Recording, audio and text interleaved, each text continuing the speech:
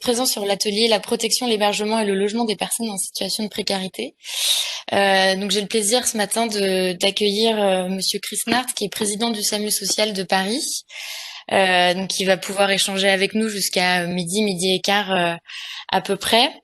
Et puis je suis aussi accompagnée de Jean-Jacques Gelin, donc, qui est administrateur de l'UNAFO, puis qui est directeur général de l'association Nelson Mandela au Mans, et qui va aussi nous apporter son témoignage de terrain. Donc, pour recontextualiser un petit peu notre atelier, donc il se trouve qu'à la sortie du confinement en mai 2020, enfin du premier confinement, Julien Normandie, qui était à l'époque ministre du Logement, vous confiez à Monsieur Chris Nart une mission dans le but de faire des propositions sur la thématique de l'accompagnement, de la protection, de l'hébergement et du logement des personnes en situation de précarité.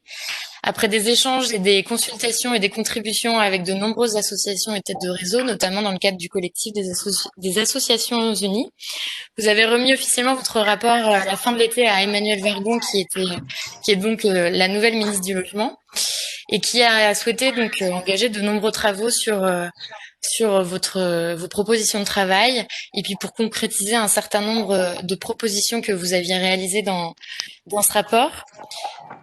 Étant donné le contexte particulier de cette année, il nous a semblé donc tout naturel de vous inviter ce matin à dialoguer sur les propositions que vous avez faites, sur les pistes de travail, et puis d'avoir un échange avec nos adhérents, mais aussi l'ensemble des participants à cet atelier.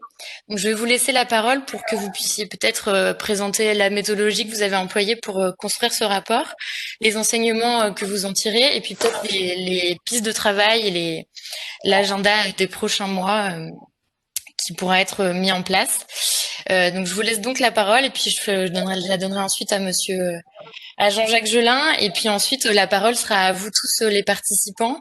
Je vous laisserai donc lever la main sur le petit outil de visio. Non, mais c'est juste parce que attends, je sais pas pourquoi ça fait ça. Alors, juste pour petit rappel, est-ce que vous pouvez tous couper vos micros? Je ne sais pas qui j'entends.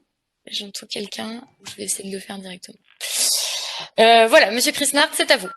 Bien, merci beaucoup pour cette présentation et merci à l'UNAFO d'organiser cette semaine du logement accompagné, qui est un sujet permanent et qui, cette année, est un sujet qui prend sans doute encore plus d'actualité. Donc, moi, j'ai pris la présidence du SAMU social de Paris en janvier 2020, succédant à Éric Pliez, qui était président depuis 6 ans et qui, élu sur la liste municipale à Paris, a considéré que ça n'était pas compatible. Donc, au fond, dès mon arrivée, j'ai été plongé dans la situation du Covid et du confinement. On a traité avec le ministère les situations d'urgence en matière d'hébergement, de distribution alimentaire, de santé. D'ailleurs, le SAMU social, évidemment, a été confronté à la maladie directement, à la fois par une proportion non négligeable des personnes hébergées et par une proportion pas négligeable non plus de ses soignants. Julien de Normandie, donc, qui était Julien de Normandie, qui était ministre du Logement, donc, a tenu des réunions bi-hebdomadaires pratiquement avec les associations, celles qui sont rassemblées dans la Fédération des acteurs de la solidarité, la FAS et quelques autres, pour faire un point de la situation sur le terrain. Et donc, les associations présentaient la situation, présentaient leurs revendications, leurs propositions, et au fond, au bout d'un certain temps, malgré le travail de synthèse que la FAS réalise en permanence, il est apparu qu'il serait utile de faire une synthèse encore plus précise, de façon à faire au gouvernement des propositions qui ne soient pas redondantes, qui soient bien ordonnées et donc plus opérationnelles. Donc Julien de Normandie m'a demandé de le faire, mais en plein accord avec les associations et notamment la FAS. Et donc le travail que j'ai présenté avec ces 38 propositions, 38 ça fait beaucoup, je vais expliquer, ces 38 propositions et une analyse de chacune d'entre elles, c'est le travail des associations. Moi, j'ai été une sorte de scribe et de metteur en forme. Il s'est trouvé que on a eu donc l'occasion de présenter ce travail, d'une part à Madame Vargon, donc succédant à Monsieur de Normandie au cours d'une réunion qu'elle a organisée, et puis aussi, même si ce n'était pas le sujet central, au Premier ministre qui a réuni les associations de la solidarité et de la lutte contre la précarité le 2 octobre à Matignon. Alors, le travail qui a été fait, donc je ne vais pas détailler les 38 propositions, hein, ça fait un peu catalogue, mais je tourne autour de 5 thèmes qui nous ont paru tout à fait indissociables. Le premier thème, c'est celui des ressources des personnes. Donc, on a fait des propositions sur le RSA, sur la situation des étudiants qui sont apparus pendant le premier confinement notamment, et ça continue comme une des catégories de nouveaux pauvres, du fait de la disparition des petits boulots d'hiver, etc. Et on a fait aussi des propositions sur la distribution alimentaire, les tickets services qui sont apparus pendant le premier confinement comme une des solutions dans la mesure où les distributions alimentaires étaient moins pratiquées, au moins dans un premier temps, à cause de la raréfaction des bénévoles qui sont souvent des seniors. Donc, sur cette première thématique, il y a eu quelques réponses du gouvernement. Bon, la revendication principale d'élévation du montant du RSA n'a pas été retenue. On sait qu'il y a une hostilité de principe, mais une réponse a été apportée aussi bien pour les titulaires de RSA que pour les jeunes ou les étudiants en termes de primes éventuellement reconductibles. Les associations ont dit que ça ne leur paraissait pas suffisant, mais que c'était tout de même une première réponse. La deuxième thématique très importante et qui se décline dans beaucoup de catégories, c'est la thématique de l'accès aux droits. Parce qu'on sait que les personnes en situation de précarité, qu'elles soient à la rue ou qu'elles soient hébergées, n'ont pas souvent d'accès aux droits. Alors, le premier sujet sur lequel il y a un groupe de travail constitué, c'est la question de la domiciliation, parce que tous les acteurs de la solidarité savent bien que s'il n'y a pas de domiciliation, évidemment, il n'y a pas d'accès aux droits, puisqu'il n'y a pas de domicile. Première condition de l'accès aux autres droits. Donc cet accès aux droits, vous le savez, ce sont les municipalités, ce sont les associations, mais enfin, ça n'est pas assez satisfaisant. Donc il y a différents dispositifs, dont certains ont été mis en œuvre par la ville de Paris, qu'on va essayer de généraliser.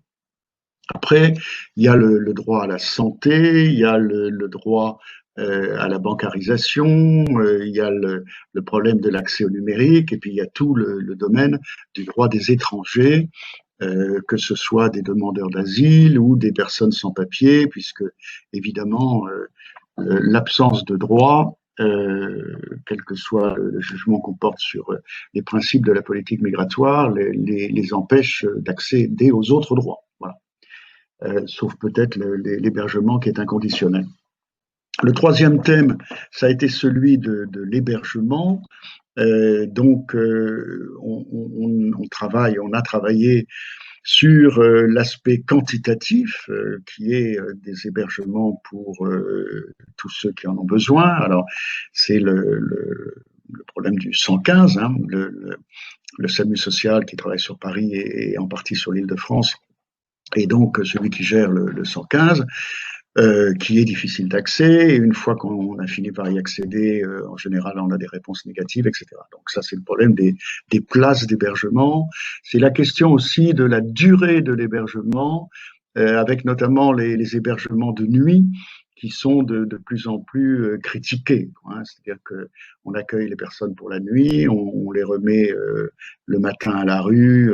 Bon, ça ne permet pas une continuité de l'action sociale. Donc, il y a un travail sur le concept même d'hébergement pour la nuit. Il y a aussi la question de la qualité de cet hébergement, le type évidemment de prestations qui sont offertes, et puis avec la Covid, la question de l'espacement, parce que si SAMU Social et d'autres malheureusement ont eu un certain nombre de personnes hébergées, jusqu'à la moitié dans certains centres qui ont été atteints du Covid, c'est parce que ces personnes étaient trop peu espacées dans des hébergements collectifs, et donc on essaye de rénover les hébergements, non seulement dans leur aspect, parce que souvent ils sont anciens et c'est nécessaire, mais aussi dans leurs caractéristiques du point de vue sanitaire. On a travaillé aussi, c'était un autre chantier, sur les expulsions, parce qu'évidemment, la question des personnes à la rue, c'est aussi qu'il n'y en ait pas davantage qui soient à la rue parce qu'elles sont logées mais qu'elles ne peuvent pas payer leur loyer. Donc on a là un chantier qui a été confié à un député d'ailleurs en mission sur les expulsions locatives, les garanties de loyer, les FSL, etc. Sur l'hébergement toujours, on a un gros chantier toujours ouvert sur l'hébergement dans les hôtels sociaux, les nuitées hôtelières. Donc ça, c'est très intéressant parce que on est dans des paradoxes dont il faut absolument sortir. Avec le confinement du printemps et le nouveau confinement, il y a moins de personnes à la rue, paradoxalement. C'est-à-dire que, notamment les familles, on peut plus facilement les loger dans des chambres d'hôtel, dans la mesure où il n'y a plus de touristes dans les hôtels, il y a moins de représentants de commerce, il y a moins de personnel de chantier, et donc beaucoup d'hôtels sont vides et ne demandent pas mieux que d'accueillir des personnes désignées par les associations et notamment le SAMU social. Bon, tout ceci, évidemment, d'abord a un coût, mais surtout conduit à maintenir longtemps des personnes dans une situation qui est meilleure, évidemment, que d'être à la rue, mais qui n'est pas satisfaisante du tout. Parce que l'hébergement en hôtel, ça devrait être pour quelques semaines, et en fait, il y a un nombre important de personnes qui sont là depuis plus de 2 ans. Donc, des familles hébergées à l'hôtel dans des espaces qui ne sont pas aménagés, sans espace pour les enfants, pour les adolescents, sans cuisine collective, sauf si, à force de louer l'hôtel, on arrive à initier des changements d'organisation, des modifications d'espace, mais enfin tout ça n'est pas satisfaisant. Donc les nuitées à l'hôtel, c'est mieux que la rue, mais ça n'est pas satisfaisant. Il faut savoir, par exemple, que en Île-de-France, ça représente 50 000 personnes qui sont logées souvent pour très longtemps dans ces hôtels. Donc là, on a un double travail, et je vais du coup faire une transition sur le logement accompagné. C'est améliorer la situation des personnes à l'hôtel, donc avec un accompagnement social, là aussi, avec, par exemple, on a distribué pendant le confinement des équipements informatiques, parce que les enfants n'étaient pas scolarisés et il fallait qu'ils suivent des cours à distance et il n'y avait pas d'équipement informatique. Et puis, l'accompagnement social à l'hôtel, il a aussi un but fondamental, c'est de préparer l'accès au logement. Ça, c'est un point important. On ne se résigne pas à ce que les personnes restent longtemps donc dans cette situation, et donc il faut qu'elles accèdent au logement. Pour qu'elles accèdent au logement accompagné, où elles seront accompagnées, il faut déjà qu'elles soient accompagnées pour préparer ce changement.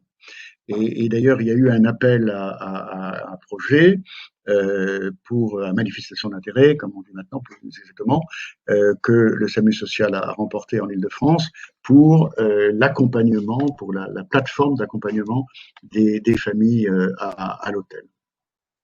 Alors, tout ça, ça rentre dans cette belle idée qui vient d'ailleurs de pays étrangers, hein, de la rue au logement, le logement d'abord, housing first, comme on a pratiqué aux États-Unis ou en Finlande, etc. Bon, alors, il faut de l'accompagnement et il faut évidemment des logements et notamment spécialement des logements accompagnés.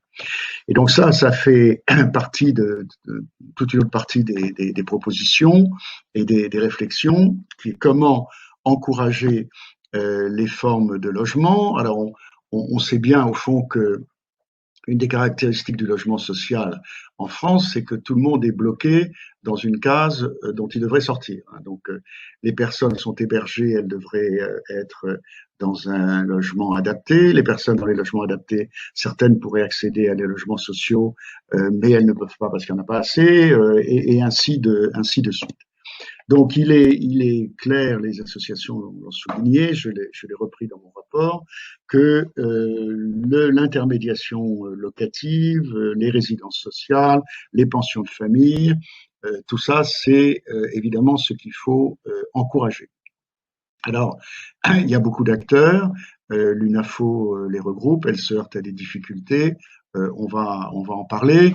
Il y a des difficultés financières, on a proposé la création d'un fonds d'investissement pour les résidences sociales, de façon à aider à leur création.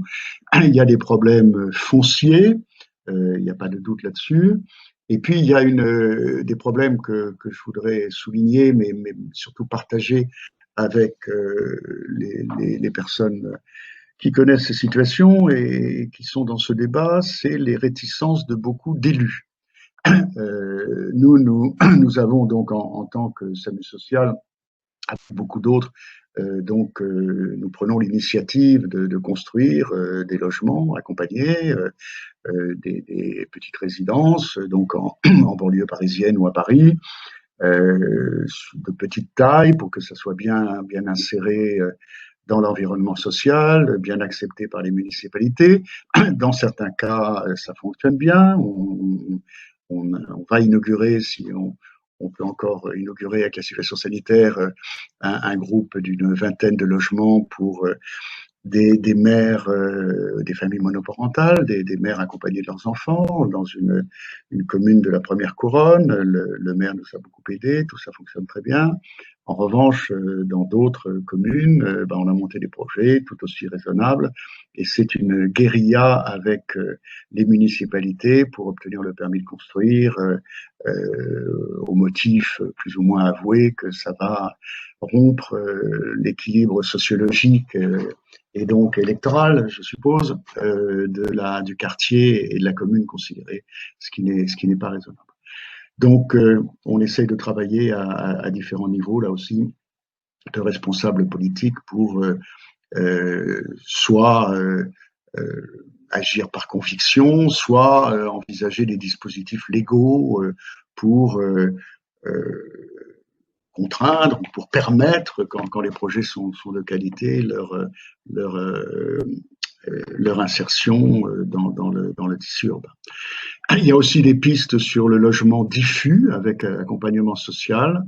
C'est une piste intéressante parce que quelques logements dans un ensemble en construction, ça peut aussi passer plus facilement. Et puis il y a des opportunités qui sont présentes parce qu'évidemment tout ceci nécessite des délais. Enfin, la construction, c'est long, à plus forte raison quand il faut acquérir le foncier.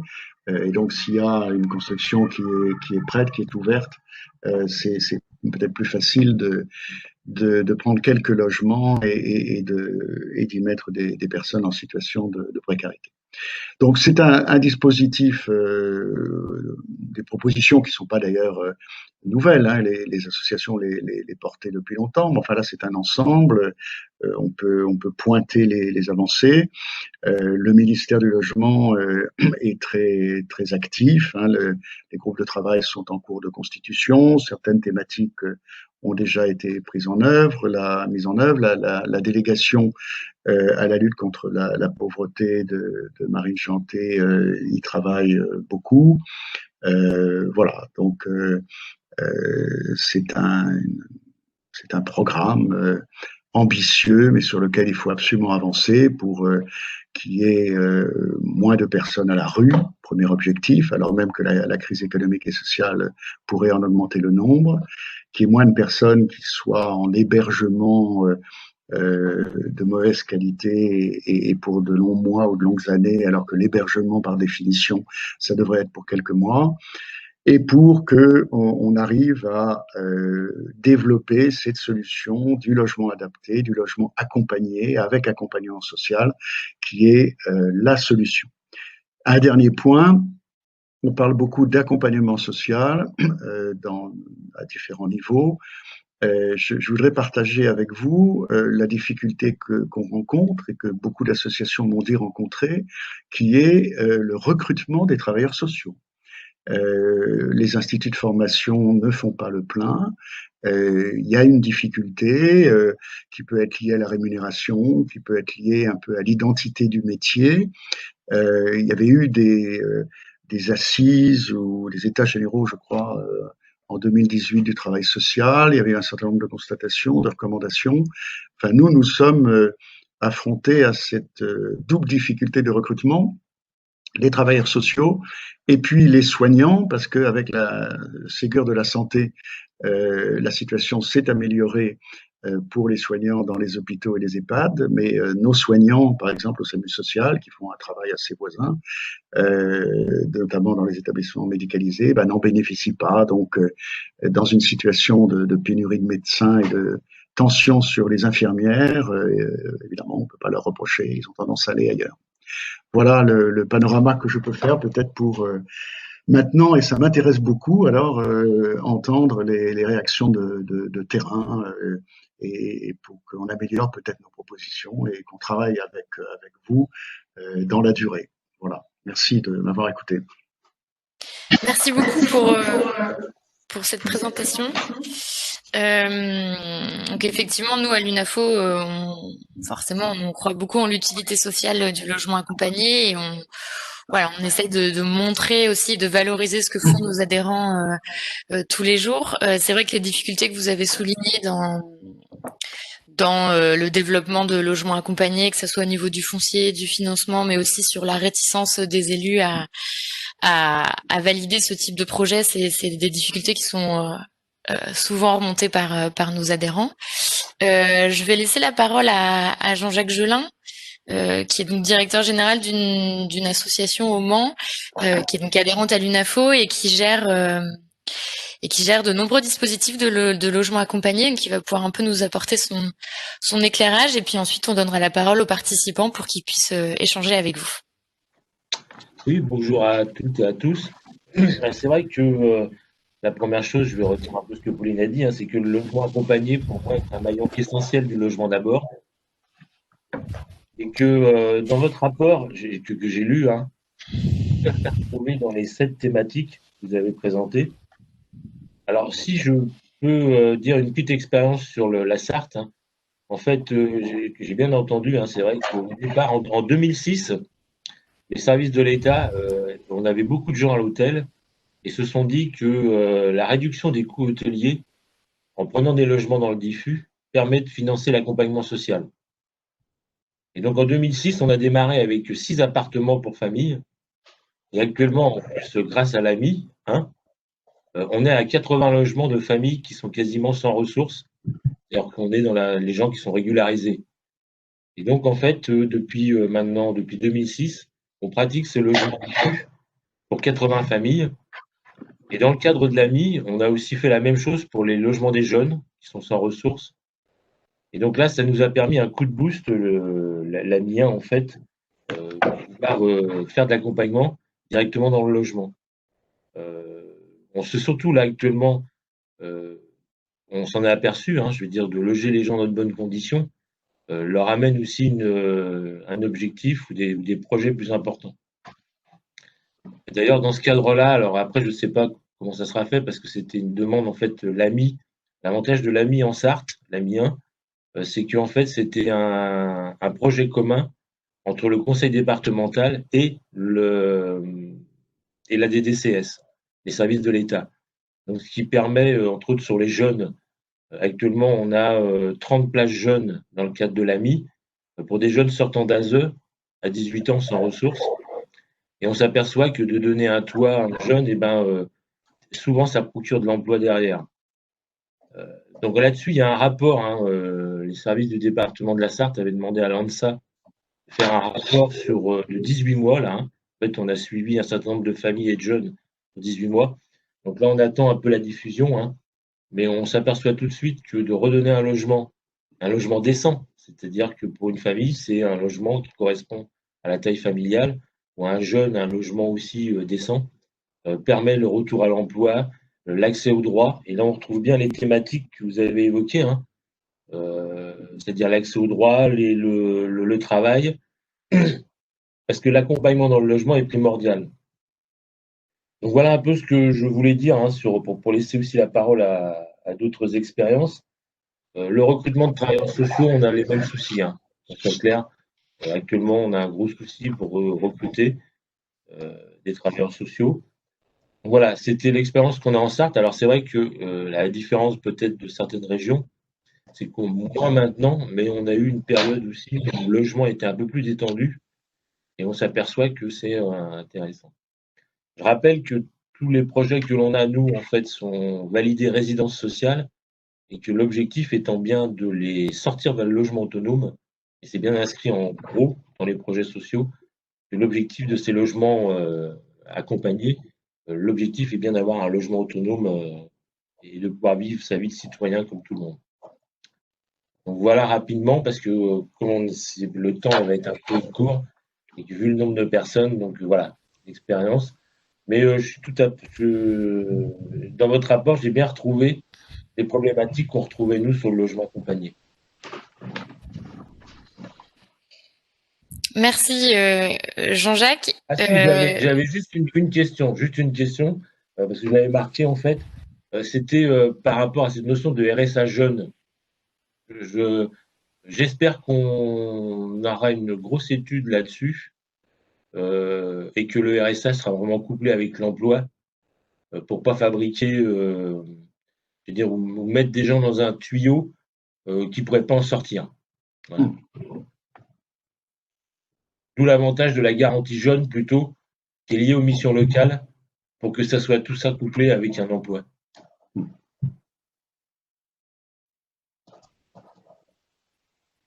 Okay. Merci Jean-Jacques pour ton intervention. On va maintenant, je pense, laisser la parole aux participants.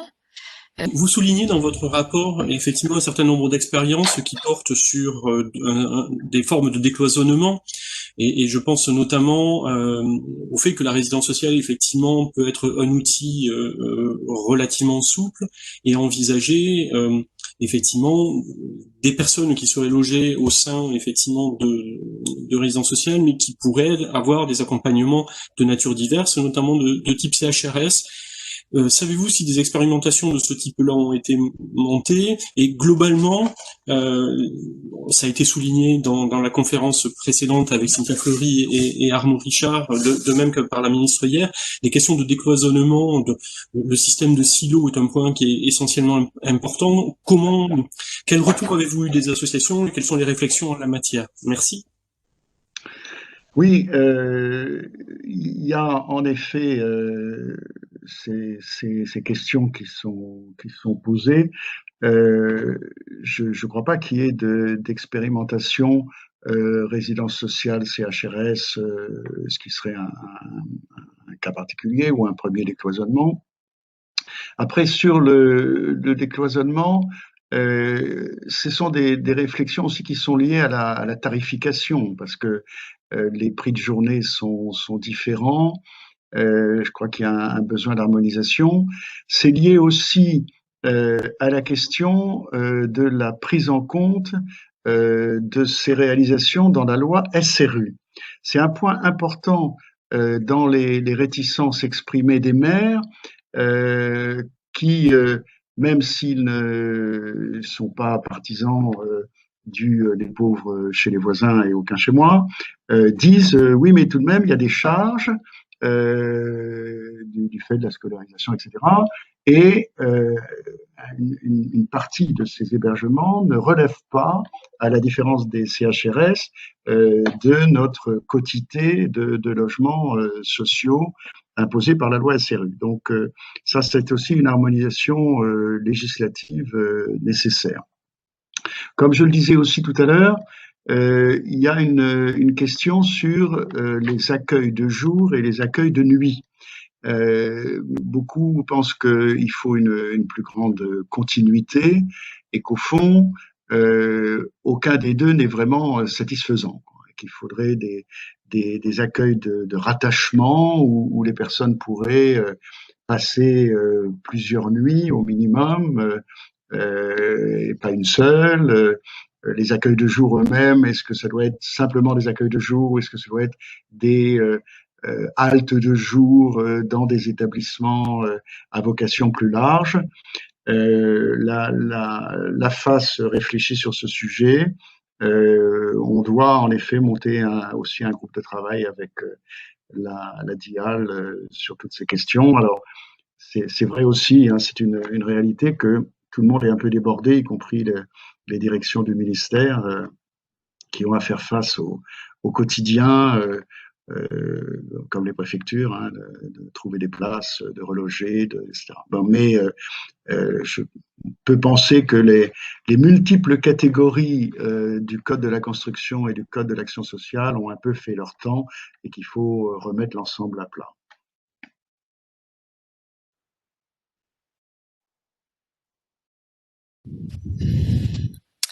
Alors, est-ce qu'on a d'autres questions ou interventions de participants?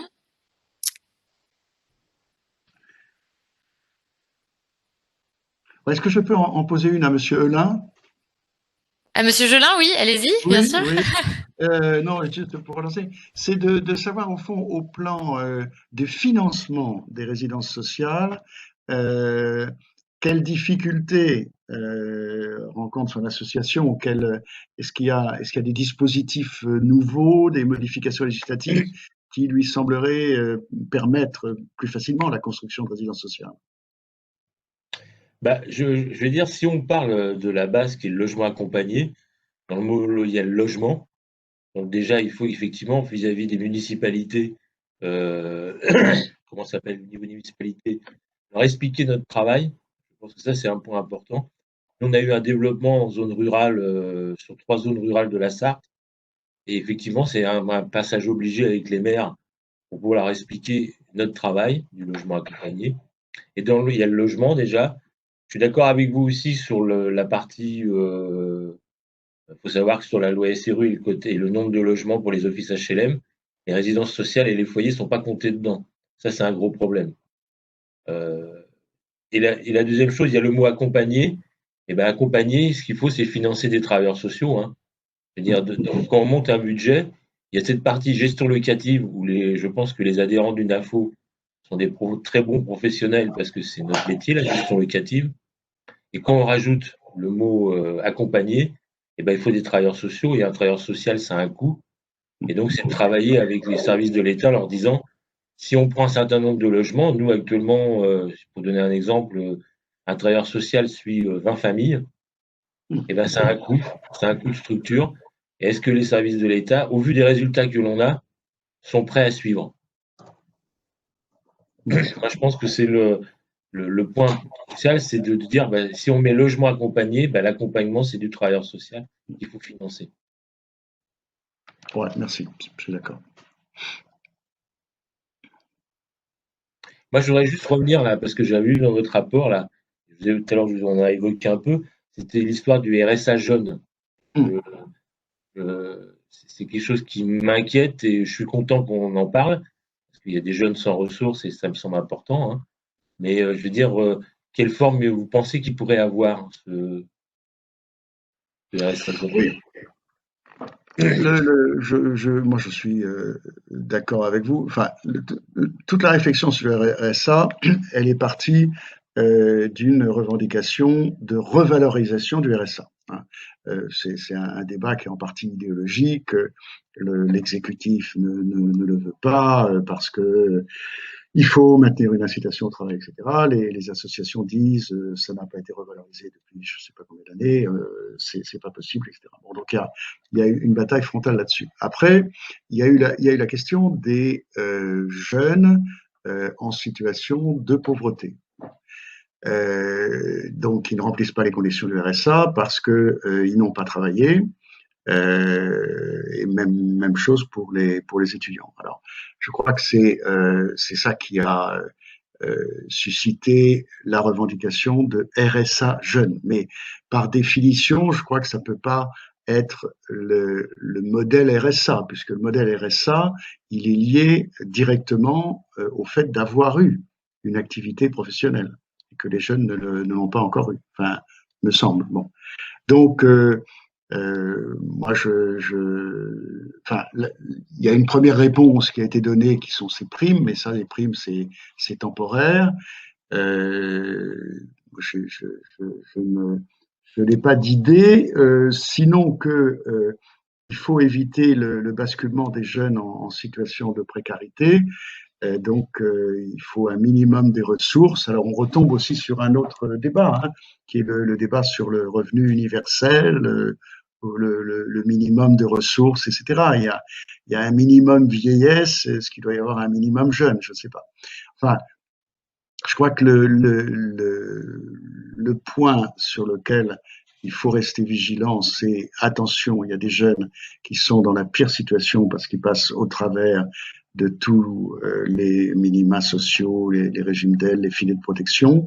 Je ne crois pas que le mot RSA, le concept de RSA soit adapté aux jeunes. Ouais, je suis assez d'accord là-dessus, oui, effectivement.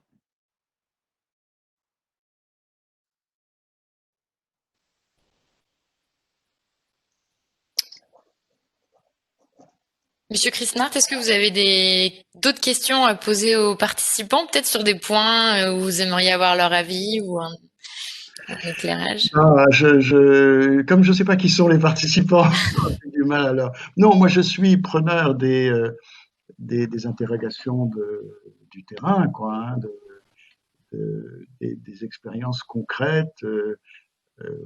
Voilà, parce que là, on décrit un dispositif institutionnel. Donc, je ne sais pas si les personnes qui sont dans cette visio sont des spécialistes du sujet ou si ce sont des personnes intéressées par la thématique. Il ne faut pas qu'elles aient peur, en tout cas, de poser des questions qu'elles estimeraient naïves, parce que on constate souvent dans ces débats que ce sont les gens qui connaissent le moins le sujet qui posent les meilleures questions, quoi. Enfin, celles qui permettent les meilleures remises en cause. Au regard des inscrits, ce sont quand même des connaisseurs du sujet, largement. Des gens de terrain, d'associations adhérentes ou non d'ailleurs, mais oui, ils sont plutôt des connaisseurs. Une question d'ailleurs intéressante sur tout ce débat, c'est la part de centralisation et de décentralisation, c'est-à-dire il y a l'État, il y a les conseils départementaux, il y a les maires. Au fond, est-ce que certains ont des témoignages sur les difficultés d'avoir différents interlocuteurs? Est-ce qu'il faut donner encore plus de responsabilités aux municipalités, notamment aux métropoles urbaines? Je sais pas. Est-ce que certains, moi, m'ont dit, des acteurs de terrain, c'est vraiment très compliqué. Il faut aller voir les services de l'État qui sont de moins en moins étoffés, de plus en plus débordés. Les conseils départementaux sont pas toujours d'accord avec les grandes municipalités dans le département. Voilà.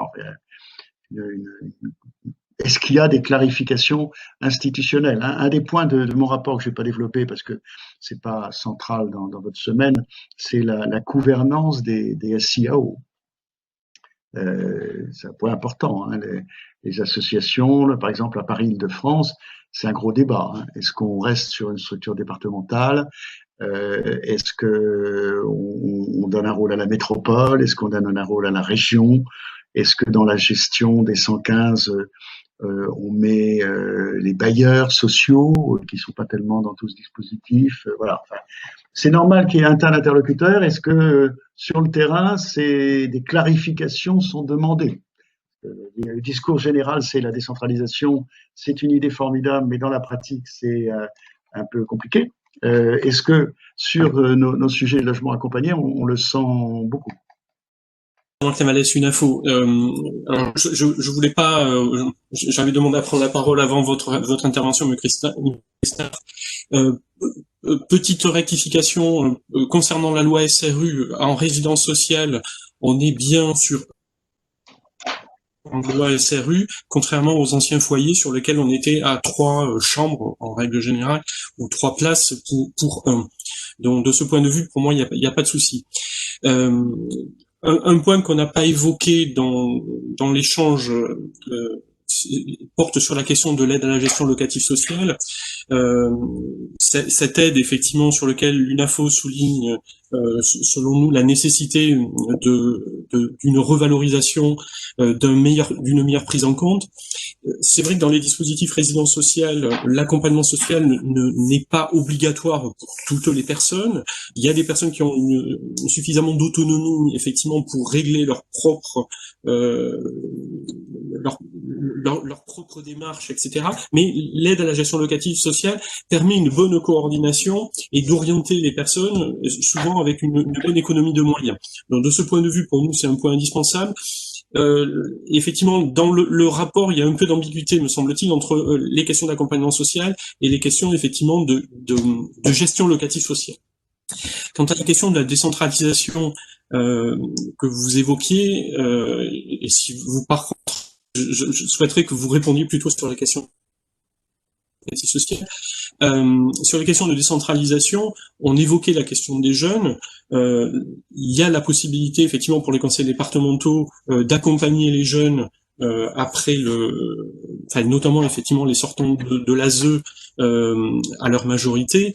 On voit à quel point il y a des écarts considérables d'un département à l'autre et les départements freinent des 4 fers pour la mise en œuvre d'un certain nombre de choses. Alors certes, effectivement, les départements ont été débordés par l'accueil des jeunes, des MNA ou des post-MNA, mais il y a vraiment par rapport à ça une inéquité. Alors soit effectivement on a un département qui est uniquement gestionnaire de dispositifs qui sont imposés par l'État et il y a une bagarre permanente entre les départements et l'État sur les questions de compensation, soit effectivement il y a de la déconcentration, mais dans ces cas-là, quels sont les minimums de règles que doivent appliquer effectivement les territoires si on veut pas qu'il y ait d'exclusion. Enfin, si vous me permettez l'expression. Merci. Merci beaucoup. Il y a une question en tout cas une intervention de Laurent Videl, à qui je vais donner la parole. Merci, vous m'entendez? Oui. Oui, alors moi je dirige Eneo, donc on est présent sur Paris, on est gestionnaire de résidences sociales, donc on travaille quotidiennement, je dirais, avec les équipes du SAMU social de Paris qui assure la mission de SIAO dans la désignation du contingent État sur nos résidences. Moi j'avais une question, c'est vrai que ça fait plusieurs années qu'on se dit que ce qui est assez terrible, en tout cas nous sur un territoire où on arrive à produire des résidences sociales parce que la ville de Paris il met beaucoup d'argent et que finalement à l'investissement on arrive à produire des dispositifs, c'est ensuite le manque de crédit de fonctionnement. Et donc ma question plutôt dans la façon dont votre rapport a pu être perçu par les pouvoirs publics, et vous le disiez par exemple sur la question des nuitées hôtelières. Les nuitées hôtelières, c'est un dispositif il n'est ni satisfaisant pour les bénéficiaires, ni satisfaisant du tout en termes de bonne utilisation des deniers publics. C'est une espèce de puits sans fond qui continue à faire beaucoup de dépenses pour un résultat finalement pas terrible par rapport en tout cas à ce que nous on pense pouvoir faire dans le logement accompagné si on nous donnait ne serait-ce que 20% des crédits qui sont aujourd'hui consacrés au fonctionnement de ce type de dispositif. Est-ce qu'aujourd'hui vous pensez que les pouvoirs publics sont prêts à à enfin réinvestir des crédits de fonctionnement pour essayer de trouver des solutions plus pérennes, ou est-ce que finalement on reste toujours bloqué dans cette difficulté très française à savoir financer de l'investissement et beaucoup moins du fonctionnement? Voilà, ça c'était ma question. Et juste pour répondre à votre intervention précédente sur la question de la bonne échelle des dispositifs, moi, l'expérience que j'ai et puis ce qu'on voit, ce que Jean-Jacques a pas complètement décrit, mais la Sarthe est un exemple assez idéal de ce que la bonne collaboration des acteurs et des différents pouvoirs publics, d'État ou territoriaux sont capables de produire. Il y a quand même, à mon avis, une bonne échelle au niveau du département. Qui plus est parce que la collectivité départementale est en charge des politiques sociales.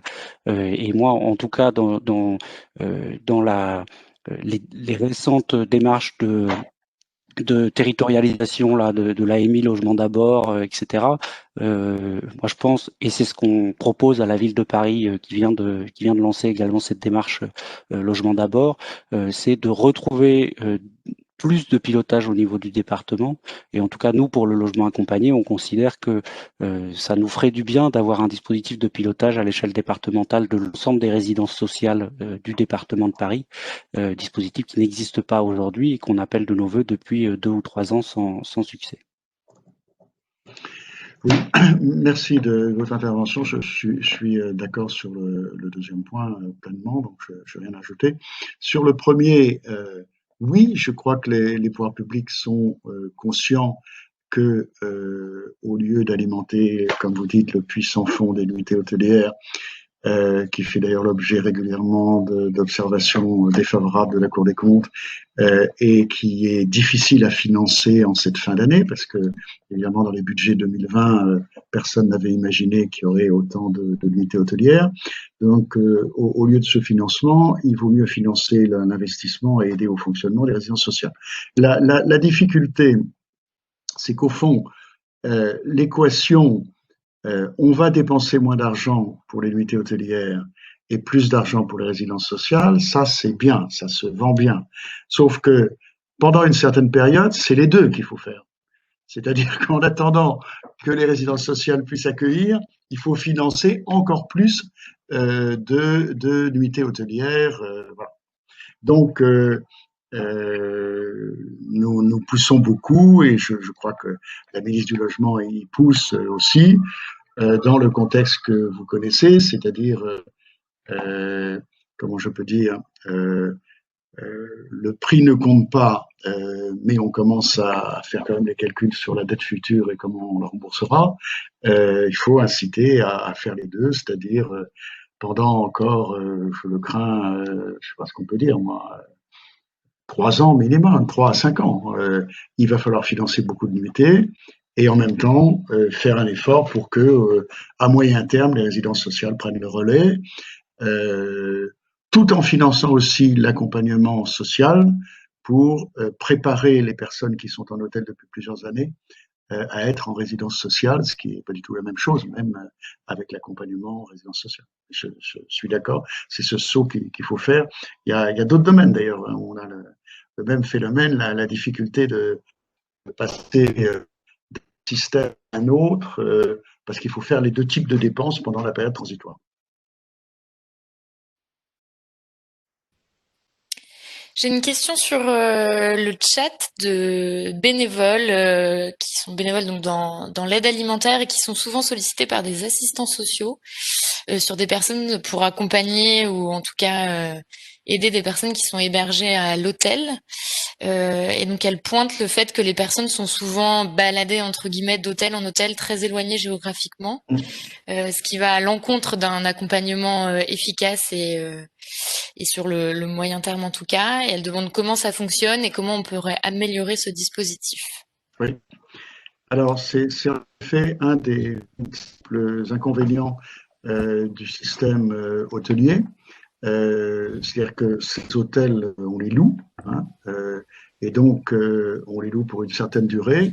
Et il y a un moment où la location s'achève, où l'hôtelier, par exemple, à un moment de déconfinement, a d'autres clientèles, et donc il met fin à la location par le SAMU social. Et donc, les personnes qui y sont et qui n'ont pas trouvé de résidence sociale ou d'autres logements, il faut les loger ailleurs. Et ça s'est beaucoup produit là, dans la période du déconfinement de l'été. C'est-à-dire que des hôtels ont commencé à retrouver une forme de clientèle avant le nouveau confinement et donc ont mis fin aux locations. Et donc on a dû en urgence à la fois reloger des personnes qui n'avaient plus de place dans ces hôtels et loger de nouvelles personnes qui étaient à la rue et qui cherchaient une place dans les hôtels. Donc il y a, en gros, il y a 3 solutions. La bonne qui est que l'hôtel ne soit qu'une solution d'urgence où les gens passent quelques semaines. Donc là, il faut des résidences sociales, etc. On en a parlé. La deuxième solution qui est qu'on ait des contrats de plus longue durée, de façon à ce qu'on n'ait pas ces systèmes où les gens sortent, etc. Et le troisième, c'est que on achète des hôtels parce qu'il se trouve qu'il y en a qui sont en vente à cause de la crise économique et que peu à peu, on les transforme, sinon en résidence sociale, du moins en quelque chose qui y ressemble. Sur le lieu, on essaye, mais c'est pas toujours facile évidemment, de trouver des hôtels qui soient pas complètement au milieu de nulle part, parce qu'en effet, il y a des enfants scolarisés, il y a les personnes qui travaillent, etc. On rencontre souvent cette difficulté. Moi, je l'ai vu dans des cas concrets, des personnes qui sont entassées dans quelques chambres. On leur propose un meilleur logement dans un hôtel, un meilleur hébergement dans un autre hôtel, mais c'est plus loin. Et donc, est-ce que la personne pourra conserver son travail? Les enfants vont devoir changer d'école ou de collège, etc. Donc, la réponse globale, c'est on essaye de limiter ces inconvénients, mais le diagnostic, c'est vraiment fondamentalement le logement en hôtel pour une longue durée, c'est une bonne solution. Merci. J'ai une autre question d'une étudiante qui est en stage au sein d'une résidence sociale et qui dit qu'elle rencontre des grandes difficultés à accompagner les personnes quand leur état de santé nécessite un étayage important vers le soin. Est-ce un constat partagé? Je pense que oui. Ça pose sans doute la question du lien et de l'articulation entre social, médico-social. Comment on fait le lien entre ces deux champs-là? Oui. D'ailleurs, une des conclusions qui ont été tirées de la période du premier confinement, hein, dans toutes les réunions, c'est qu'il faut désormais des équipes médico-sociales. Une des caractéristiques, par exemple, des maraudes du SAMU social, c'est que ces équipes sont médicalisées avec des infirmières. Dans les centres, on a des équipes soignantes qui travaillent en liaison avec les travailleurs sociaux. C'est la solution, à la fois d'ailleurs pour la santé physique et aussi pour la santé mentale. Hein. On essaie d'être en lien avec les équipes permanentes qui travaillent sur ce sujet, dans l'assistance publique, dans d'autres secteurs. Donc c'est à la fois un problème d'organisation, de bien lier les deux équipes, et puis c'est un problème encore de disponibilité, parce que de même qu'il y a une certaine difficulté à trouver des travailleurs sociaux, il y a une grande difficulté à trouver des soignants pour le coup. Alors vraiment, aussi bien médecins qu'infirmiers, c'est difficile. Mais le problème existe bien sûr et il faut le travailler avec ce principe d'équipe mixte. Merci. Alors, a priori, j'ai plus de questions, ni par le chat, ni en levant la main. Ah si, j'ai une question par le chat. Les financements ne permettent pas un accompagnement à la hauteur de la demande de soins des personnes dans les résidences sociales. Sur une seconde dimension, les places d'accompagnement de type SAMSA peuvent être insuffisants sur certains territoires. Comment maintenir le logement pour des personnes avec des problématiques de santé envahissantes? Addiction, psychisme, déficience. Vous venez un petit peu d'y répondre. Oui, c'est un peu lié à la question précédente. C'est très important parce que on peut craindre, hein, on le dit beaucoup là, que les confinements successifs, les craintes sanitaires, les craintes sociales, etc., augmentent les difficultés de santé sociale et donc pour des personnes déjà fragiles. Enfin, je veux dire, tout le monde est menacé par cette situation d'avoir des problèmes de santé mentale, de difficultés psychiques, etc. Mais à plus forte raison des personnes qui étaient déjà fragiles. Donc, je ne sais pas si alors, il y a deux réponses possibles selon l'état de la personne qui doit être diagnostiquée par une équipe, hein, notamment avec des spécialistes en santé mentale. Il y a une première réponse qui est il faut maintenir le logement, mais avec un accompagnement social et sanitaire spécialisé et renforcé. Deuxième réponse, alors si vraiment l'autonomie est réduite par ces difficultés psychiques qui s'aggravent, etc., il faut éventuellement trouver des solutions médicalisées. C'est difficile de faire une réponse générale, mais je comprends que le problème existe et je crains qu'il ne s'aggrave. Sur cette thématique, il y a d'ailleurs demain un partage d'expérience de 10h à 11h sur une expérience qui a été menée par notamment un adhérent et un autre acteur dans les Yvelines, où justement ils vont expliquer un peu ce qu'ils ont mis en place pour pouvoir lutter ou en tout cas améliorer la condition des personnes, des résidents logés. Je vais voir si ça m'inscrire. Ouais, n'hésitez pas. Notre atelier touche à sa fin, il est 12h15, donc je vous propose de conclure ici. Est-ce que vous voulez terminer par un mot, ou Monsieur Krisnart, ou on s'arrête ici? Écoutez, moi je suis intéressé au-delà de cette semaine et de cet atelier par toutes les remontées d'informations et de suggestions, hein. Les adresses mail sont connues, hein. Il suffit de mettre mon prénom, le nom, samusocial-75.fr. Voilà, on est dans un dialogue permanent. C'est vraiment très important qu'on ait les remontées de terrain. Et merci encore une fois d'avoir organisé cet échange et merci à ceux qui sont intervenus pour le nourrir. Merci beaucoup, en tout cas, merci d'avoir participé et puis d'avoir échangé avec les participants. Merci à Jean-Jacques Jolin, merci à tous les intervenants. On va faire un petit résumé de l'échange qui sera en ligne sur le site web dans l'après-midi, donc n'hésitez pas à vous connecter. Et puis le programme de la semaine est aussi en ligne, vous pouvez continuer à vous inscrire à tous les ateliers.